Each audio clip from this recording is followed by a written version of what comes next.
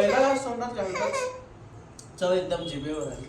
आज जरा भाजीचं जास्तच कौतुक चाललं होतं. का आणि कोणती भाजी होती हे सांगतेच, पण त्याआधी काल सौरभ भाऊजी आले होते म्हणून त्यांना चहा वगैरे ठेवला आणि उद्या त्यांचा बर्थडे असल्यामुळे त्यांची फरमाईश होती पावभाजी, म्हणून मार्केटमधून काही भाजीपाला आणला आणि येताना ना ही हरभऱ्याची भाजी दिसली, जी नीट करताना मला असं वाटलं की खोदा पहाडवर निकला चुहा. आता असं मी का म्हणते ना हे सगळ्या लेडीजला कळालंच असेल. त्यानंतर ही भाजी मी धुवून घेतली. तशी हरभऱ्याची भाजी धुवायची नसते, बट मी आणली मार्केटमधून. त्यानंतर इथं मी आलं, लसूण, मिरचीचा ठेचा घातला आणि शेंगदाण्याचं कूट टाकून भाजी बनवली. काही हिरवे वाटाणे होते त्याची आमटी बनवली आणि चपात्या बनवून या दोघांना जेवायला वाढलं. तर वीराच्या बाबांना नेमकं कळत नव्हतं भाजी हरभऱ्याची आहे का मेथीची आहे, बट सौरभ भाऊजीने अगदी व्यवस्थित ओळखलं आणि त्यांना ही भाजी आवडली, म्हणून इथं कौतुक चालू होतं. प्लस उद्याच्या पावभाजीसाठी मस्का मारायचं काम चालू होतं. तोपर्यंत वीरा मॅडमने इतका पसारा करून ठेवला होता. आता हे रोजच आहे त्यामुळे इतकं काय वाटत नाही याचं. मग मस्तपैकी सगळ्यांनी जेवण करून घे. आता दिवसाचा एंड होणारच होता, तोपर्यंत स्वाती मॅडम इथं पपई घेऊन आल्या.